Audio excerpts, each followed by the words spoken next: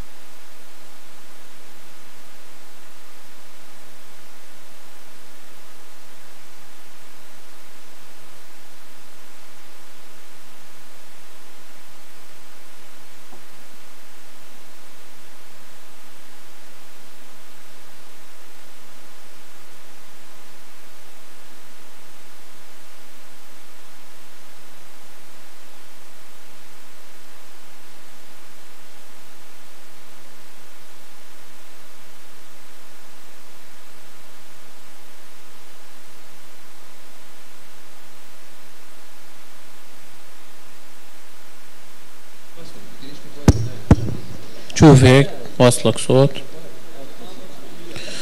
اه تشيك تشيك تيست تيست 1 2 بس مش عالي كثير، شوي عندك عالي كثير صح؟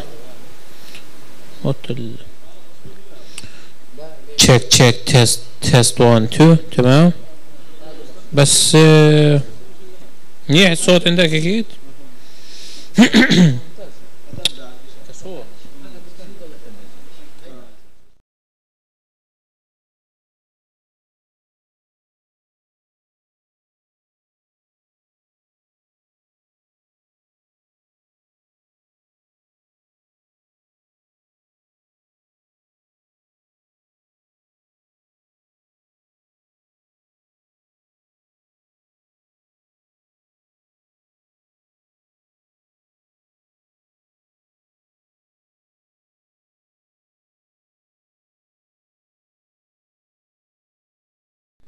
تشيك تشيك تيست تيست 1 2 طالق من العفاريت الخنين.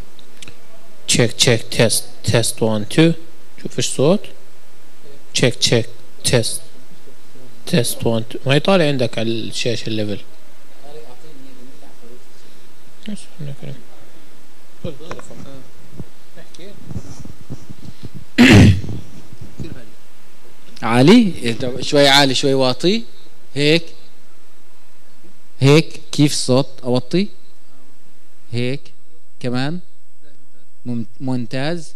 طيب اسمع انت هذا تبعك زي ما بدك اعمل في بدك اياه. واضح. لا خلص كويس، لا تشبك له على مخرج ثاني. هو مش عاجبه العجب، شوي بيقول لي واطي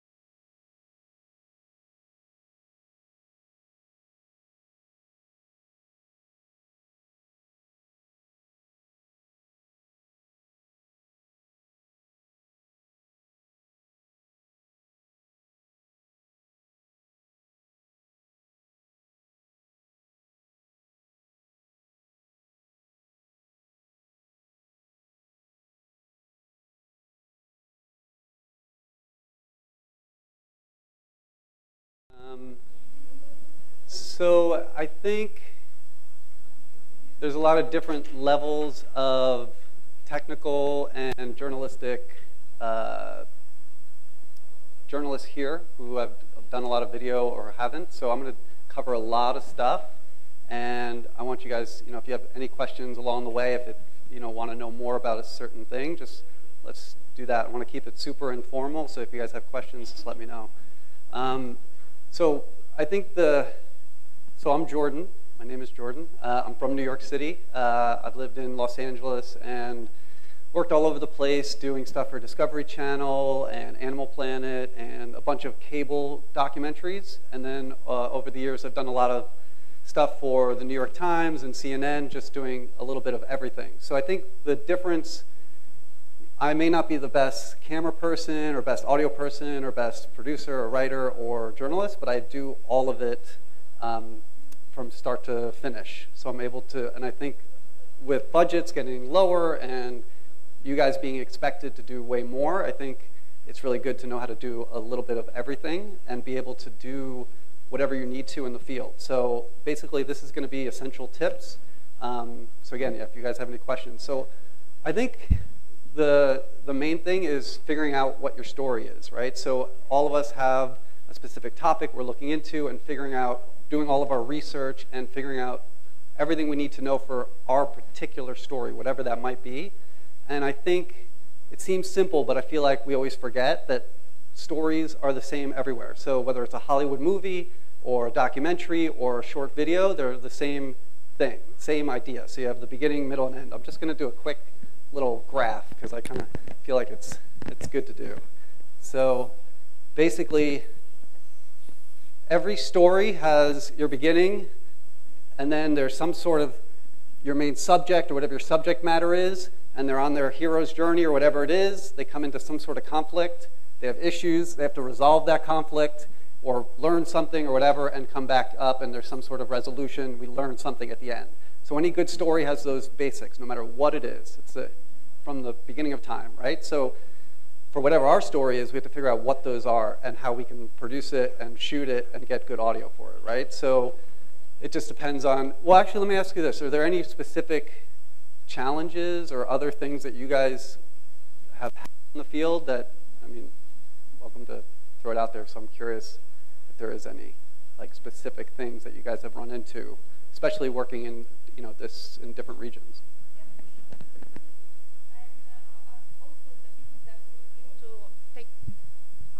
This is Nuran Arif from Egypt. The challenge that we meet at the security and also the people that we meet, and they refuse to make interview with another one. It's not the same person, but he refused to take these photos and straight. So this is the main challenge, I think, in Egypt specific and almost in Arabic society. Okay. So I think, it kind of goes into trying to be able to be super nimble in the field and almost pretend like you're a tourist or just someone who's sort of under the radar. So that kind of comes to, and we'll get to that in a little bit, trying to whatever your gear is, really knowing how to use it really well and keep a low profile. So, so I want to kind of get into figuring out, actually, this kind of goes into the next thing on there. So I did a documentary about construction workers in Las Vegas who got killed building large casinos.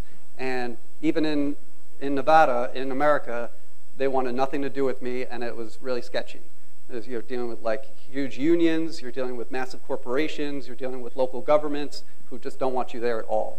So basically what I had to do was figure out what was important to my story, right? So I needed to get every angle I could of this construction work. I had to, figure out how I could get street permit and get as close as I could right to the fence, because they certainly weren't going to let me in, and I wanted to be protected no matter what, so I would be able to get stuff from the ground.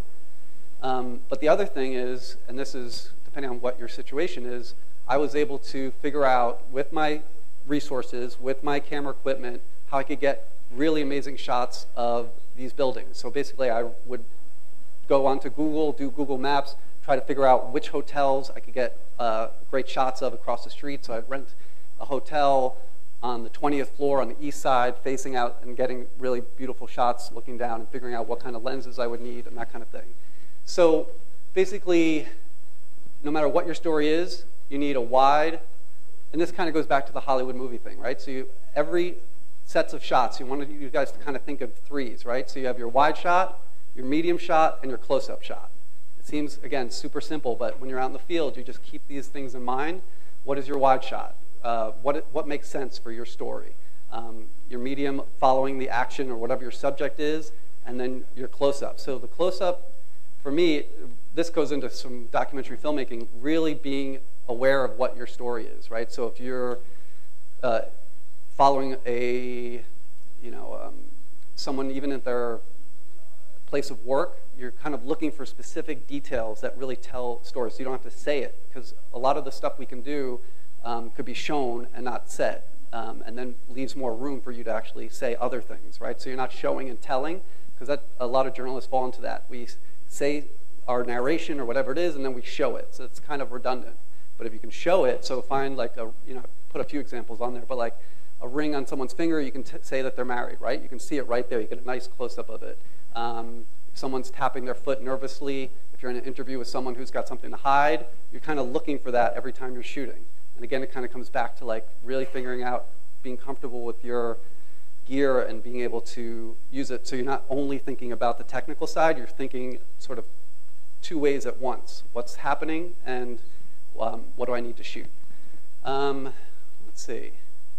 So the other thing, I don't know how much you guys work with video editors or if you have to edit yourself. A lot of people get into, and even now when I'm shooting, I do it the same. When I'm shooting something and there's all kinds of really interesting things happening and I'm like searching for the shot and I'm not holding any of my shots. So basically I get all this great footage, but none of it's held for more than 5 seconds because I'm always looking for something and I have to refocus.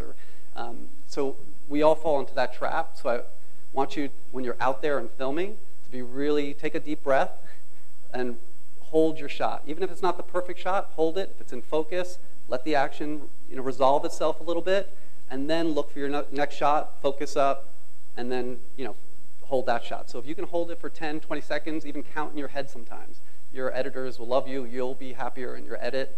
It just makes everything much smoother. And if you have these nice, long, good-looking shots that have something to do with your story, you can, whatever narration you need to do, it just leaves you a lot of options. Let's see, what else? Yeah, I mean, it comes back to, I even tell myself every time I'm doing anything is to go back to what is my story, why is it important? Otherwise, you're going to be shooting so much footage, and you're going to come back with hours of footage that you won't need and aren't going to be interesting to your story, to your audience. So really kind of keep thinking that. It's a good through line, whether you're writing an essay, doing video, whether you're writing a story, what's your through line, and just keep that in mind. So I think this kind of gets back to the actual gear stuff, which I think is important. So I think the other problem that a lot of us have is that there's all kinds of gear. There's super professional gear. There's, whether you're using C300s or whatever your organization or whatever you have resources for. So then there's a lot of us who use DSLR cameras, which are great, and there's pros and cons to all of them. And then even now, a lot of people are using mobile or whatever, your prosumer cameras where the lens is attached. So all of them have pros and cons. They're not necessarily better than the other, depending on what your needs are. But whatever you have access to, you really need to know your camera. So like, whether you want to just go in the field by yourself, not on your shoot, and really play with it, because I think sometimes the trial and error really helps. Because there's a lot of little things, settings, menus, they're all different on all the cameras, and they're so important. So if you know them really well, and something happens in the field, the light changes, the cloud goes by, they go from dark to light, all these things are super important, and you need to know how to have control of your camera, whatever it might be. So, I mean, we can go through, again, some of this may or may not be super simple to you guys, but I think even great camera people that I work with will, in the heat of the moment, they're dealing with a lot of things, they just don't get it right. So, I mean, we'll go through a little bit of each. So the 3 or 4 main controls on your camera that, I mean, what is a camera? It really deals with light. So you need to know how to figure that out, right? So you have your aperture, or your iris, which basically works like the pupil of your eye. If you're in a dark situation, it opens up. If you're in a light situation, it closes down. And that affects your focus. It affects a lot of different things. So that's one of the main things. Obviously, you just really need to be able to change on the fly. ISO, which I feel like a lot of people don't really understand, because it was really more for photography back then, for when they had just photo cameras, but or if you're just a photographer, I mean, it's super important, but it is now important for video. And while if you're in a dark situation, you raise your ISO, or it's basically a gain, so you can get way more light, but then it really degrades your image. So you think, and especially when you're in those little monitors on your DSLRs, you can't really tell what's going on.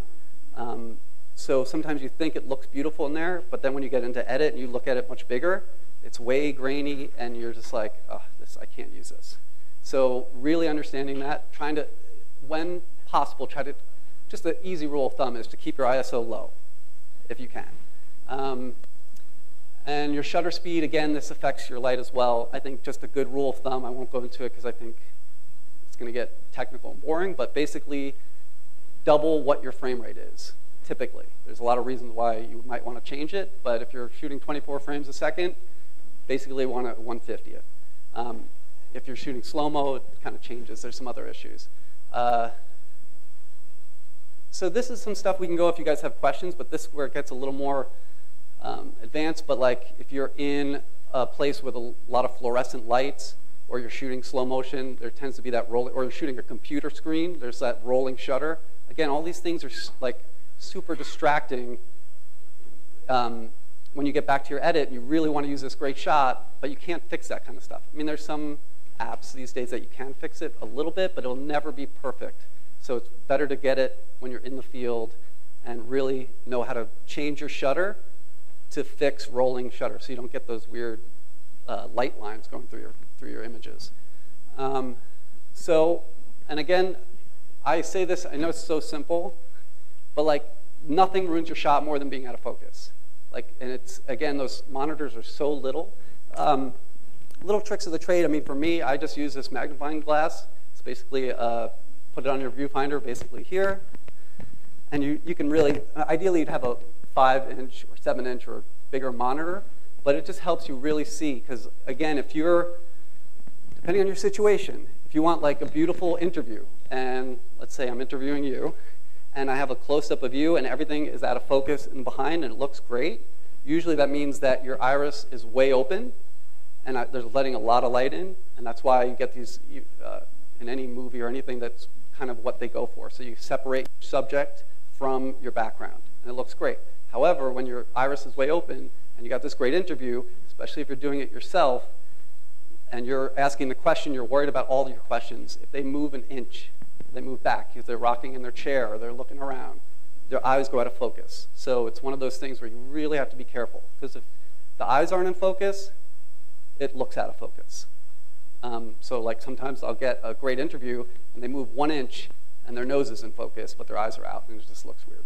So just another rule of thumb, most lenses, most cameras, go in wherever you're standing, go all the way in, focus, and then you can come back out, and everything from your subject out will be in focus. So that's kind of the goal. Every time I move or change settings, I go in, I refocus, come back out. So I just kind of keep that in mind every time I do anything. Let's see. So yeah, that's the depth of field issue, eye monitor, eyepiece. White balance. It's a huge pain in the ass. Again, it's one of those things where it looks good in the monitor sometimes. Sometimes you want to, if it's a super sunny day, or actually if you're inside and you have sort of 3200 white balance, and everything looks, the colors are right, the white is white, but everything looks really sort of dingy a little bit sometimes. So people like to warm it up. But if you warm it up, sometimes it looks great on the monitor. You get it back into edit, it's yellow. And it's really hard to fix it. I mean, you can fix it if you have decent color, but it's another thing that you just don't want to worry about it. Because again, all of the important thing that we're doing. We're not making these amazing, beautiful movies. We'd like to be, but it's really about the story, right? So who's your subject? What's your interview? And mainly to figure out how to not distract your audience, because that's the main thing. You can have, I'd almost rather have all perfectly done shots that aren't beautiful than a bunch of great shots and a bunch of bad shots, because then your audience is like, even 1 second when they're trying to figure out what's happening, it's a super complicated subject, there's a lot of details, and then they're like, why is that guy's eyes out of focus? Why is it yellow? And then that you've lost them, especially with digital, Facebook, they just move on, right? So just good to get good, crisp, clean images in the field. It really helps. So I didn't want to leave this towards the end, or towards the end of the main things to look out for. But audio, especially for visual filmmakers or videographers, they kind of leave audio for last. And they're like, oh, we'll just get good, we'll get good audio. It's fine. But essentially, audio is actually the most important thing. It's actually way more important than video in most respects. Because if you can get good, clean audio, that's the one thing you can't fix. So if you get a really poor video shot, you can do something really creative about it, right? You can show headlines. You can do a cool effect on the video. You can make it smaller. You can show other B-roll. But you can't fix bad audio. So if you come back with audio that's way too high or the mic is way too far away from the person, it's just the most distracting thing. But if it's really good, it's the one thing that really brings your audience in. So if you have really good crisp audio, you can really hear the sound of, like even the foot moving against the grain of the floor. It like really brings you into the scene. So even with any TV shows I've been associated with, it's all super, super important that like you just got to get it right. So I think this is the time where I think we can talk about some audio tricks. So I don't know if there's any audio people here, but it's one of those things where if you can, use an XLR good shotgun mic. That's the best. And things that are wired as close to the person as, I'm going to use you as an example again. So basically, if I'm here, which is, you're going to get good audio. If I'm literally this over here, terrible. So it's really every foot away from the person, it's basically 3 times as bad. So if you're here because you want to get a cool wide shot and you just can't get that close, this mic, as great as it is worthless, right? So this is where I think being stealth and that kind of thing is, you don't have to have an audio person like this. Literally, one of my tricks is that I put it on, I don't know, this again, it comes to your resources, but something like this is just a portable digital audio recorder. There's different brands. You can get tiny one, like this, but this will allow me to be roaming with my camera, and I could literally just put it right here, hide it somewhere under the table, tape it, whatever you need to do to make it sort of out of the shot and not that visible, especially if the person's just sitting and not moving. So you can put it here, get great audio, and you're in good shape. So that would be ideal if you can use these shotgun mics and get them 2, 3, 4 feet away at tops. However, that's not always possible, and especially with DSLR cameras, they don't have XLR inputs most of the time. You have to buy an adapter for it, and it ends up, your camera looks like a professional camera, and it stops you from being that stealth anymore. So the other thing, it's not super expensive, but I think it's probably the thing that's been the most worth it, is a wireless mic pack. And there's different levels of them, but basically, this way, you put this on your subject, and you can figure out a way to attach it, whether it's to your camera, or if you have a backpack, you can get a little extra wire, you can hide it, whatever you need to do to figure out your situation. Every shot, every shoot is different, right? So you have to figure out what's right for your shoot. But this way, the mic's on them, you hide it on them, and then literally you can be 20 feet, 30 feet, I mean, up to maybe 70 feet, depending on the mic, away from them, and be super stealth, so it's good. So this kind of comes to, it's not that stealth, but for me, I want to be able to do everything myself and have it in my hand. And so there's all kinds of different contraptions. Again, it kind of comes to what camera you have, but there are, I'll take this apart real quick. So all your cameras have hot shoes that you can put a splitter on it, right? So it'll allow you to hold all these things. They all have like a little mount, and you can put whatever you need to put on it, and that way, once you have it on there, tighten it up so it doesn't jiggle. Once you have it on there, you can really be super mobile. And for me, I just like having the handle. Again, everybody has a different way they like to shoot. Some people have these shoulder rigs, some people have monopods. It just depends on what your situation is and how nimble you want to be and how stable you want to be. So for me, I just use this handle, get really comfortable with how I want it to be, and I can just be on the move anywhere I need to be. So I don't know if you guys use a lot of lav mics. This is another thing that comes back to getting good audio. Whether it's wired or not. So let's see. This is your mic. There's a bunch of different clips. I mean, this is like, it seems so simple, but there's so many different clips that, depending on what your subject's clothes are. If it's a woman wearing a dress and you can't really like wire her through, and like you're just in tough situations that feel like they're a problem, you need to be able to really hide this and be able to clip it or tape it. And again, there's pros and cons to all the different clips. There's these little clips that can clip to the outside of a lapel. If you have, I don't know, moleskin tape, it's basically for first aid, is really good. And you want to make sure that it's not rustling against their clothes. That's the main thing. Because if they're walking around and you're getting the rustle on their sweater or whatever, again, your audio is basically unusable.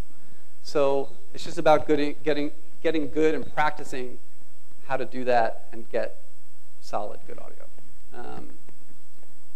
Any questions so far? I know I'm going through this super quick, so I don't know if this is super basic for you guys or if this is interesting. So any questions at all?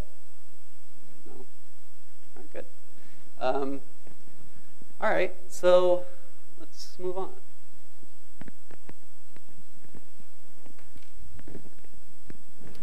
So this kind of comes back to, I don't know, some of this is getting your typical interview, but a lot of us can't bring lights with us everywhere we go. They're relatively expensive to rent sometimes, or certainly to buy, and they're bulky. So it's about getting really good at using natural light and really using the sun and the light from your window or whatever you're using as your key light. So you guys assume you know mostly about three-point lighting, but basically you want, if the person's facing me, I want my key light to be here. It covers most of their face from here to here. And then depending on what kind of contrast you want, your fill light is over here. So this kind of comes to the mood you want. Do you want to set like this sort of stark noir mood? Less fill. And it's a little more contrast, and it's a little more just kind of an interesting of a shot. And then if you have a backlight, it helps them separate from the background. But typically we don't have that. So it's about using the light from the window. And for example, I would use this light. I'd put my interview subject here and face them maybe not directly. So if my camera's here, I'd want them maybe not directly to the light so it's all on them. Maybe I'd move them 45, 90 degrees depending, so the light's just falling off their face really nice. And if you get really nice natural light, it's better than any light you can afford or buy, because it's just the best light out there. So it's just great. So, and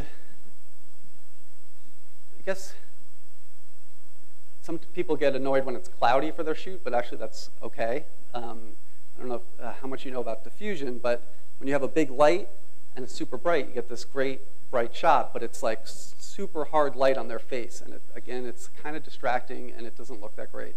So if you have the option, you get white diffusion, you can put over the light, and that's basically what clouds are doing to the sun. They're diffusing it, and you get this nice, even light that falls on your subject. So that can be helpful. Let's see.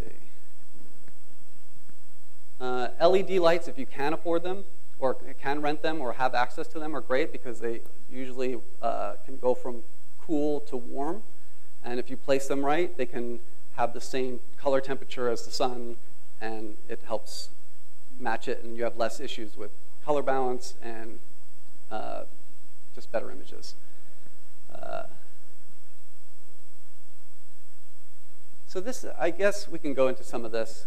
Some of the things that I see when people are doing interviews, because they want to set up really quickly and they just think it's okay, but the textbook way of doing it is you want your camera, the lens of your camera, to be eye level with their person's eyes. So you're looking right at them and you're not looking down on them, which kind of gives a, if you're doing it for a reason, it kind of gives a different feel to the audience, even if it's just mental or psychological, or low, gives them another different, for better or worse, psychological thing looking up at them. So really eye level.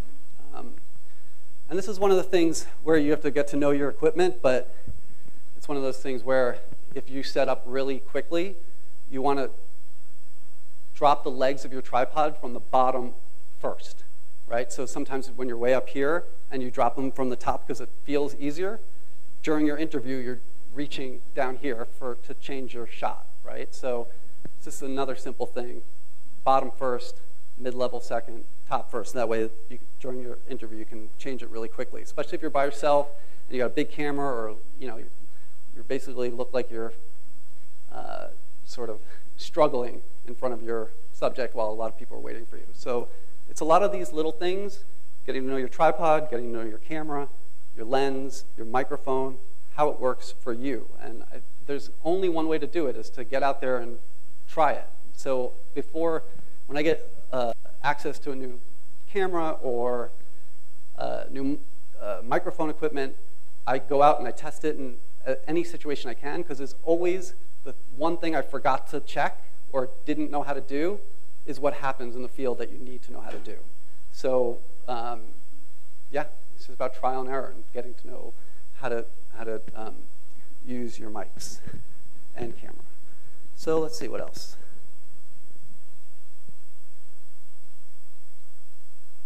I mean, this is going into some other things that just have worked for me in the past, where to sort of add a little bit of production value. There's a lot of little things you can do. Depending on when you're done with the main sort of meat of your shoot or what you're trying to get, there's a lot of beautiful, interesting shots you can get. Time lapses, for me, are the simplest, easiest way to get super cool shots. And there's all kinds of like intervalometers and other contraptions that you don't need. Literally point it at an interesting backdrop, especially when there's a lot of clouds and it's windy, for example. Just point it at the skyline and hopefully where you are, and that makes some sense to your story.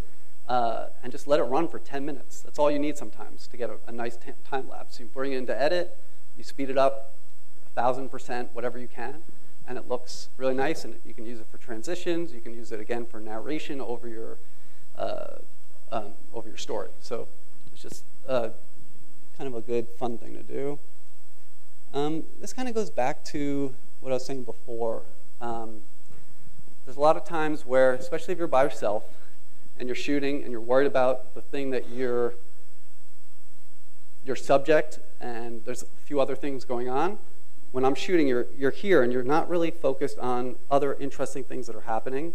And there's, especially when you're doing sort of verite shooting, or you're in the moment and you're trying to capture something that's there's a lot going on. There could be something really interesting happening outside the scope of your view of your camera. So once you have the shot and you're holding it, try to make sure I'm aware of everything that's happening and find other interesting things that are happening. And try, again, when I see it, I don't just rush and get it. Try to take a step back, figure out what your next shot's going to be. And you're just working all this stuff out through your mind as you're going through it. Let's see. So this depends on what you're shooting for. Like, who is your audience? Are you doing it for yourself? Are you doing it for a news outlet? Are you doing it for a cable network? What are you doing it for? And kind of work backwards. So like, what are their deliverables? What do they want it in 1080? Do they want it at a certain frame rate? What do they want as the final product? And if you can work backwards that way, it really helps you. Like, and even going back to your story, figuring out what the point of your story is and why all that footage would be meaningful. And try, when you're doing all your research and you're doing all your planning, all that stuff is helpful, so you're not all over the place. Again, is there any questions about, I guess, story planning, budgeting, other stuff that maybe I didn't hit for?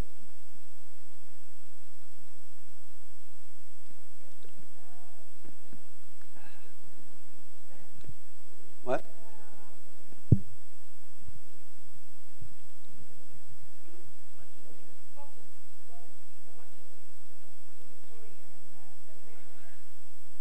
Okay, the budget for your story and the less budget, we can do it and we can make story with that. Also, do you prefer to use a hidden camera, or you prefer to use the Canon or Nikon camera like that? And you said that's the hidden microphone, but it's not worth with hidden camera, some Right. stuff like that. Usually we use as I said before, we working in the street, so we need the less equipment with us. Right. So, well, the budget is, I mean, first of all, any of you guys are welcome to get in touch with me afterwards. I have a lot of like templates that are super useful, budget templates. So it has a list of everything you might need, and you just go through it about what is needed for your story, right? So you don't want to over budget, you don't want to under budget. You want to make sure you get what you need. And so this is really good, and it helps you plan, actually. So you can see a list of the 100 things that might come into play and the 10 things that make sense for you, the kind of camera you might need, the different sort of permits that you might need. There's so many things to think of. So I'm happy to email you these templates. They're really easy to use, and you can kind of figure out, again, what you're, where you're giving it to. So if it's for a outlet, they might have a little better budget, and you might be able to, and they want these different specs, you need to account for those. Because if you bid a project or you pitch a project and it's super under budget, you're just going to be running in circles and not be able to deliver as what you said you'd be able to deliver. So that's super important. So when it comes to being more stealth, so let me try to take this thing off.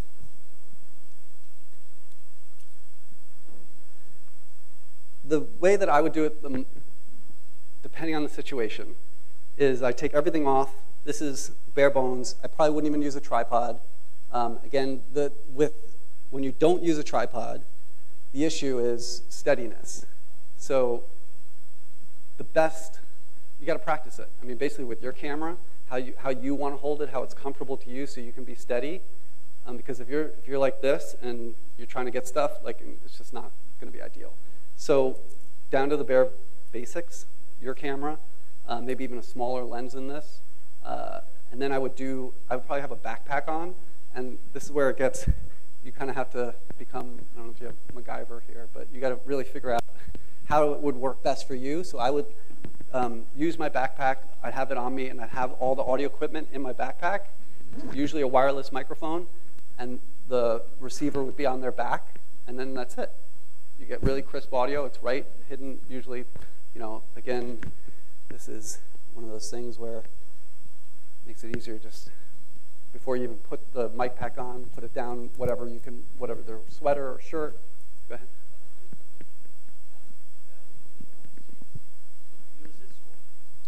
ahead. Candid people on the streets, yeah, that's difficult. So I would use a Zoom recorder. I'd actually, if I could, I'd put a microphone on anyone that said yes.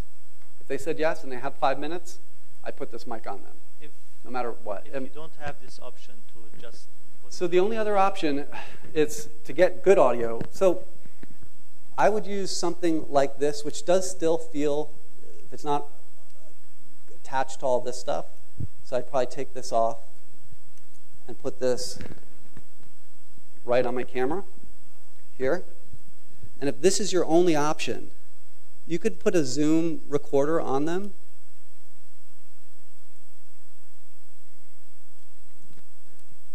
So if this is your only option, the same rules apply for this microphone. So if you're more than 4 feet away, so you go super wide and as close to them as possible. So I literally would be right here, ideally of a somewhat wide lens, and just be right here. And if she's gone. It's okay. It's okay.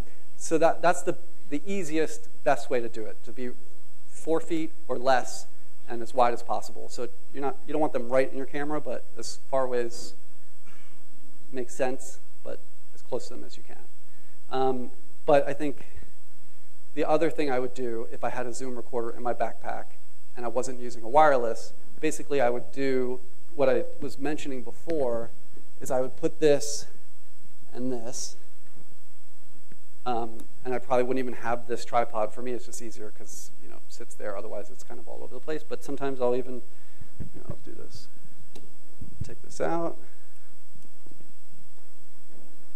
and tape is your friend if you have a lot of masking tape or gaffer tape, and they were. Depending on where you are on the street, it's a different issue. But if you're in a somewhat of a situation where you can literally just put it here, lean it against something, tape it, put it with this, so you're getting good, crisp audio, then you can be far away. If I'm by myself and there's no other way, I would probably have this in my backpack with a little longer of a wire, and I'm shooting with one hand, and I just stick the mic out. I don't know if you see like news media, because of lower budgets, they come out with a camera person holding it like this and literally doing this, which is not ideal, but you're going to get good audio. So those are some of the things, but the main thing I try to do is hide this and put it somewhere interesting where it's 3 feet or less from them and it's stable, so it's not all over the place. But there are wireless mic options that are cheaper, that are worth getting, because then you can just throw it on your subject and they can be mobile. So anything else? But I think taking everything off your camera is best if you're in that situation. The last thing I'll say for that is that, coming back to the audio as being the most important thing, if you can't get your interview in a nice visual that you want, and the audio, say there's trucks going by and there's a water fountain or all kinds of other noise, what I would do is I wouldn't do the visual of the interview. I'd rather just get the audio of the interview, bring them somewhere quiet, out of the way, around the block, somewhere out of where no one will notice you. Get the good audio. Then you have that audio and you can use that under anything again, like B-roll of other stuff that you then shoot your subject or whatever you're shooting separately after the fact, and you can edit them together. Because I'd much rather have the good, clean audio that can be used in any situation. So that would be my last resort, is not doing them at the same time. Because you can think of really creative ways to get visuals of your subject, and sometimes talking heads are kind of boring anyway. So you just kind of have to roll with the punches and figure out what's you're able to do in your particular situation to get your particular story. So that, yeah, every situation is very different. So that's, I guess, one. If there's any other questions about situations that you guys might be in that I haven't thought of, I'm happy to try to talk it out.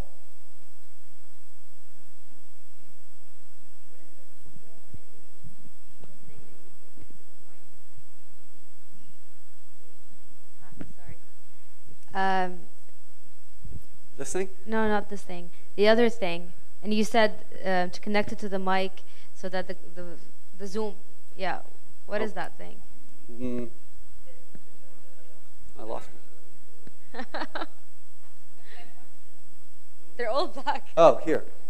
Oh, what is it? Yes. So this is, especially for DSLR cameras, because they don't have XLR inputs, which are a much sturdier, better audio input, this will record your audio separately. Oh, okay. So this is, you throw a card in there. Yeah, you get your audio separately, and this is pretty mobile. Does it have to be close to the actual mic? So you would connect your mic here, and then you could put your mic with this and not even be in the same room if you need to be. So that's one of the reasons these are great. However, if you're by yourself and now you have two things that are unattached, that's sometimes I'll use a backpack, or I'll even put it in my pocket, or wire my own self. So I have the transmitter, the receiver, I guess, and this on my person. And so you can play with what's right for you. But this is super handy. If you have a bigger broadcast camera, usually have the XLR inputs there as well. So it just depends. So actually, that's why I was going to show you, let's see, this thing. For me, when I'm using a DSLR camera and I don't want to use that separate thing and I want to be all mobile in one unit, the problem is that your DSLR camera only has these mini inputs and only has one. So I want to have both my wireless and my shotgun at the same time. So basically, this allows me to have separate audio tracks, so I could do basically two different kinds of audio, and I can separate them later. So it's just a lot of these little gadgets. I mean, this probably costs $35, and it helps me for my situations for some stories. Some stories, again, they're not right, and some stories I have to be super under the radar as well. So it just depends. You know, the great thing about the hot shoe, if you just want to get your lav mic and you do have a wireless situation, you can just take all this stuff off. And this does, I guess, you know, some people might notice it, but I think a lot of people wouldn't notice this. So that's it. This goes right into your port here, and that's it. And now you have good, clean, wireless audio, and that's usually better than even having the second. Usually I have if I have a shotgun here, it's really just for ambient and as a backup.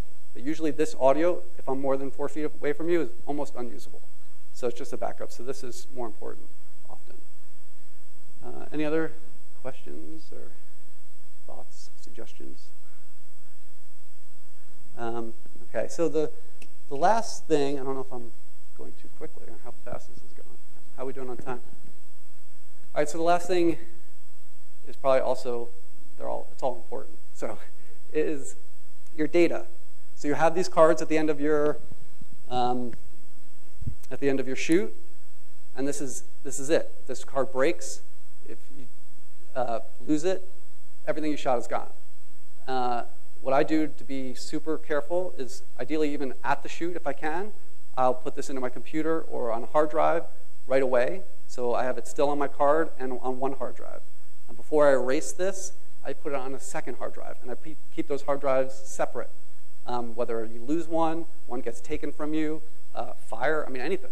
So, you know, there's lots of stories of people having all their footage on one big hard drive, and the hard drive fails, and that's it. So, yeah, for safekeeping for your shoot, as well as for archival footage for who knows what, I would also try to have everything backed up twice. So that is super important. I mean, I think that's pretty much it. So, yeah, any other, yeah.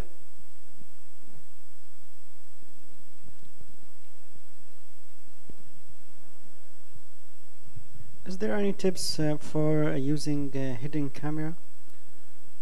Yeah, there are. There are certainly specific cameras made for that.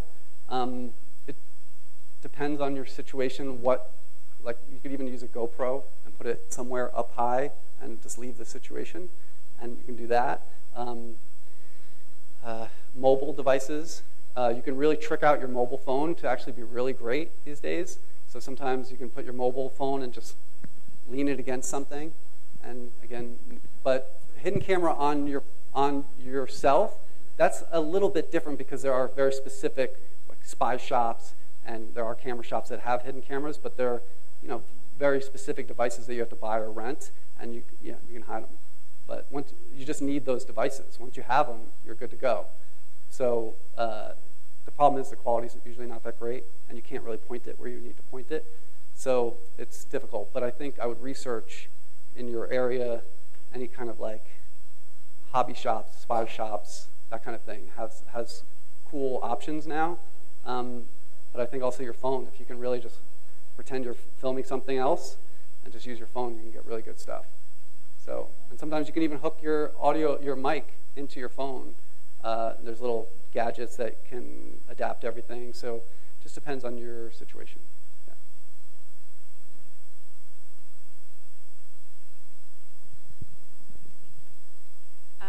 Actually, my question is pretty much related to what you just said. How do you feel about, like, I guess, audio accessories for your phone in a pinch? If you need to plug in a mic or something like that? I mean, they're good. It is similar where you still need to be close to the person. So if you have your little mic on your camera, on your phone, I know it's not always the shot that you want, but you got to be 5 feet or less. I would try to be 3 feet. And you have to kind of, sometimes really you have to make those sacrifices. Do you want the audio or do you want the image? Because if you're far away, there's really no way to fix that. You're just going to hear everything. And you're not going to be able to hear what you want to hear. But if you're just getting ambient audio of the room, it's okay. But if you really want the person's voice, even if it's a little mic on a cell phone, you got to be close. Yeah. Anything else? And again, you guys can contact me, and I have, if you have any other questions after this or in the future, or want templates for different production documents and that kind of stuff, appearance releases and all kinds of stuff that you might need. So yeah, just let me know. Anyone else? Anything? All right, that's it. Yeah, thanks, guys. Hi. I'll turn this off.